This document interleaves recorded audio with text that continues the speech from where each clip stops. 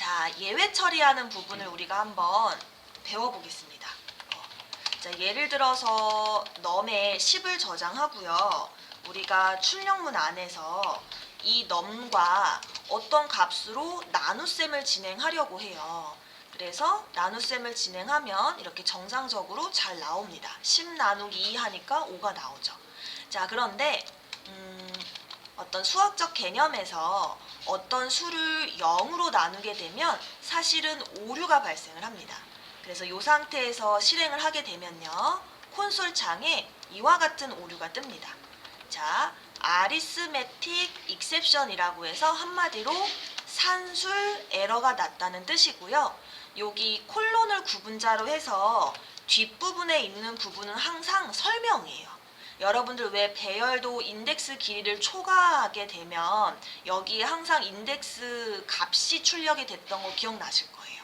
그래서 얘가 하는 말은 산술 에러 중에서도 슬럿이 나눗셈을 바이 제로 0으로 해서 발생한 오류야 라고 뜨는 거예요.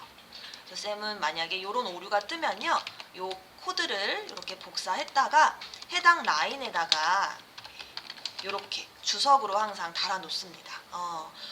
잘은 몰랐는데 수학에서 어떤 수를 0으로 나누면 오류가 나는구나. 그래서 우리가 실제 잘 이용하는 계산기 프로그램을 한번 구동시켜 봤어요. 10 나누기 0을 한번 진행해 봤습니다. 아하, 원래는 오류가 날 것을 개발자가 0으로 나눌 수 없습니다 라고 우회적으로 변환시켜 준 거예요. 이런 걸 여러분들이 해주셔야 돼요.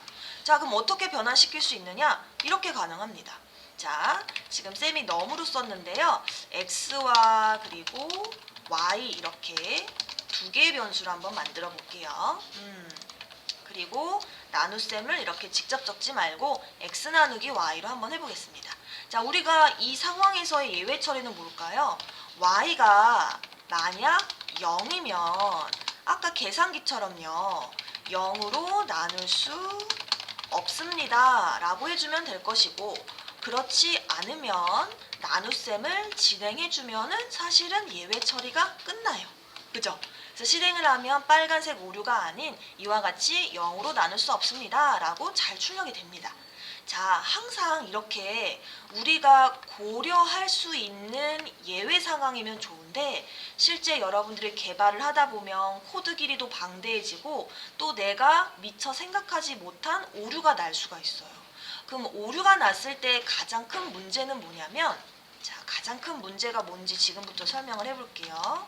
자, 이렇게 고려를 하지 못하는 예외라고 가정을 해보겠습니다. 그리고 마지막에 프로그램 종료라는 어떤 시스템이 잘 끝났는지 확인하는 출력문을 하나 넣어볼게요.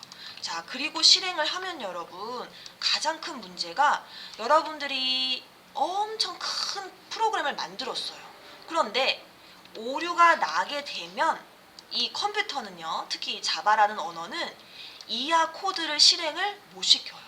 그래서 지금 보시다시피 프로그램 종료라는 출력문이 어때요? 콘솔에 드러나지가 않았어요. 이게 문제예요. 여러분들이 정말 완벽하게 해서 배포를 하면 좋겠지만 개발을 막상 했을 때 예외 상황을 고려하지 못하고 배포를 했더니 오류가 나서 아예 시스템이 꺼져 버리는 거죠. 이런 프로그램을 만들면 절대 안 되겠죠. 그래서 이 자바에서는 물론 개발자가 예외적인 상황을 고려해서 if, else로 예외를 처리할 수도 있지만 이거는 어쩔 보면 안정성의 문제, 또 정말 예외적인 상황을 고려하지 못하기 때문에 문법으로 이러한 예외를 처리하는 걸 만들어 놨어요. 그래서 그 문법의 구조가 try, 시도하겠다, catch, 그리고 그것을 잡겠다 이거예요. catch. 네, 요렇게 우리 마치 if, else if 하듯이 그런 중괄호의 구조로 등장을 하게 됩니다. 그래서 이 try 영역에는 에러가 발생할 코드를 작성을 해주시면 되는데 사실상 우리가 작성하는 모든 코드는 에러 발생의 여지가 있어요. 그래서 사실은 모든 코드가 try 안에 들어오면 돼요. 선생님 어떤 건 try 밖에 있고 어떤 건 안에 있는데 구분이 뭐예요? 기준이 없어요. 무조건 안에 넣으세요. 다. 다 넣으시고 캐치는 바로 트라이 영역에서 에러가 발생하면 실행할 영역이 되겠습니다. 아시겠죠? 즉 만약에 트라이에서 에러가 발생을 안 하면 캐치는 절대 동작을 안 해요. 그런데 트라이에서 에러가 발생하면 캐치는 동작을 합니다. 아시겠죠? 영어 단어가 굉장히 직관적이에요. 자, 그러면 이 소괄호에는 무엇을 적느냐? 바로 아까 x를 0으로 나눴을 때 여러분들 콘솔 창에 떴던 오류 기억나요? 여기 아리스메틱 이셉션. 이렇게 자바는 해당 오류에 알맞는 클래스를 만들어 놨어요. 종류별로 다 만들었어요. 그래서 뭐 아리스메틱 익셉션, 그 다음에 널 포인터 익셉션, 그 다음에 어레이 인덱스 아웃 오브 익셉션, 이렇게 클래스로 다 만들어 놓으셨어요. 그런데 사실상 우리가 이러한 오류를 기억하기가 힘들어요. 힘들겠죠. 그래서 일반적으로 우리가 직접 적을 때에는요, 이러한 모든 예외 클래스를 대표하는 클래스가 있습니다. 그 클래스의 이름이 바로 exception이라는 클래스예요. exception. 자, 이게 데이터 타입이고요. 공백을 넣고 변수명을 exception의 앞글자 e를 따서 이렇게 소문자 e로 작성을 합니다. 자, 물론 여길 여러분들이 arithmetic exception 이렇게 적어도 돼요. 그러면 이 arithmetic exception은 반드시 트라이 영역에서의 오류가 슬롯이 0일 때만 동작을 하는 거예요. 그러니까 굉장히 제한적이에요. 쌤, 그럼 다른 오류를 추가하려면요? 그러면 한 번 더 적으면 돼요. 대신에 여기는 또 다른 익셉션을 넣어주시면 되는 거예요. 이렇게. 그래서 우리가 if, else if 하듯이 여러분들의 캐치를 종류별로 다 할 수도 있어요.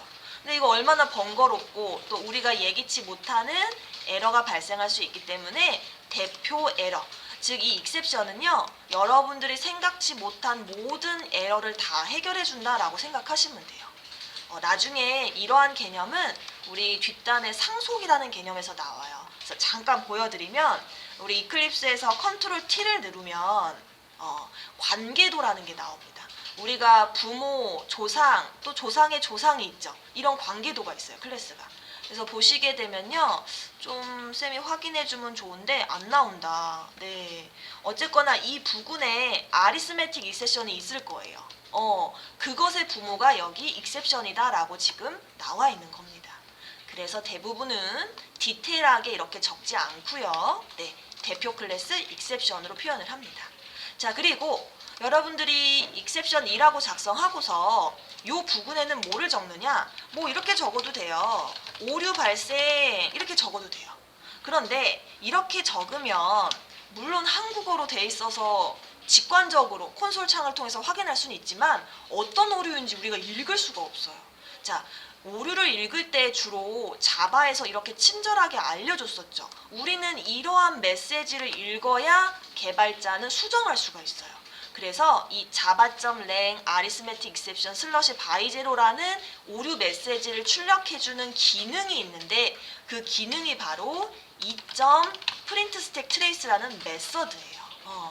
자, 요 녀석이 오류의 정보를 가지고 있다가 이.printStackTrace를 호출하면 여기에 적합한 메시지를 콘솔 창에 띄워줌으로써 우리가 대응할 수 있게 해주는 거죠.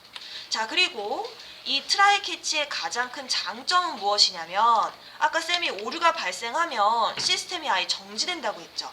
근데 트라이 캐치는 오류 메시지 출력하고요, 바로 나머지 코드를 실행시켜주는 장점이 있는 거예요. 아시겠죠? 그래서 실행을 해볼게요. 그러면 어때요? 오류가 났긴 났지만 아까와 다르게 프로그램 종료라는 메시지를 빵 하고 띄워주는 거예요. 그래서 오류는 나겠지만 시스템 운영상 문제가 안 되게 한 부분만 오류가 난 걸로 나머지 기능은 동작할 수 있게 해주는 거죠. 그런 면에서 트라이 캐치를 써야 되는 겁니다. 아시겠죠? 네. 그래서 지금 노션에는 이러한 내용을 굉장히 상세하게 기술을 한 겁니다. 그래서 똑같은 코드인데 또 혹시 모르니까 쌤이 요 동영상 밑에다가 요 코멘트도 달아놓도록 할게요.